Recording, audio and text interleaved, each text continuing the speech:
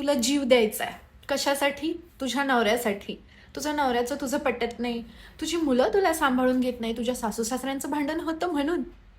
ठीक आहे, दे. कधी देतेस? आज की उद्या? सांगू काय होईल तू मेलीस तर? फार फार तो तुझ्या मिस्टरांना, मुलांना, घरच्यांना त्रास होईल. किती दिवस? 10-12 दिवस. मूव ऑन ते करणार आहेत. त्रास तुला होणार आहे, तू जाणार आहेस या जगातून. खरं सांगू, भावपूर्ण श्रद्धांजलीचे अक्षरशः मोठे मोठे बॅनर तयार होतील. थोडे दिवस सगळे रडतील. एखादा म्हणेल सुद्धा, मी सुद्धा स्टेटस टाकेल, अरे आम्ही आजच भेटलो होतो, तिचं दुःख मी ऐकून घ्यायला हवं होतं. कोणाला काहीही फरक पडत नाही तुझ्या हसण्याचा आणि नसण्याचा. तू जीव दिलास काय? तू जगलीस काय? मेलीस काय? तुझे मिस्टर तुझ्या आठवणीत कुठल्या तरी क्लब हाऊसमध्ये जाऊन बसतील, वेळ घालवतील, वाटलंच तर दुसरी बायकोही करून आणतील आणि कारणही सांगतील मुलांसाठी. अगं तू आम्हाला सुद्धा भेटायला येत नाही तुझ्या फॅमिलीच्या नावाखाली.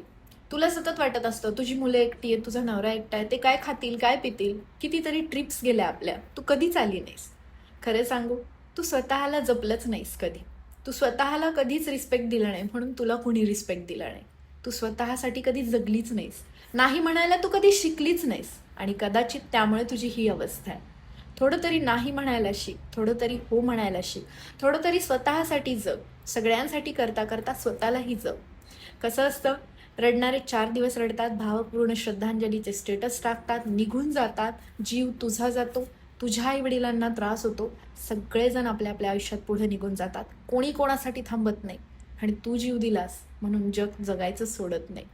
कायम लक्षात ठेव, स्वतःसाठी उभी राहा, स्वतःसाठी लढ आणि पुन्हा मला इथेच भेट 1 वर्षांनंतर. बघूयात काय चेंजेस होतात ते. मुलांसाठी ते एखादी बाई लावू देतील.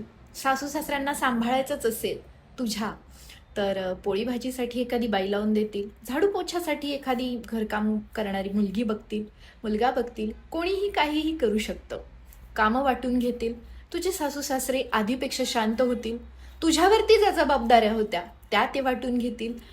तुझ्याकडून जे त्यांना हातात लागायचं, हे आण, ते आण, अमुक आण, तमुक आण, ते सुद्धा ते हाताने करतील, खातील, पितील, व्यवस्थित राहतील, स्वतःच्या हेल्थची काळजी घेतील. कारण सांगतील, अगं तुझ्या मुलांसाठी, तुझ्यासाठी, आमच्या मुलासाठी, आमच्या नातवंडांसाठी तुझं काय.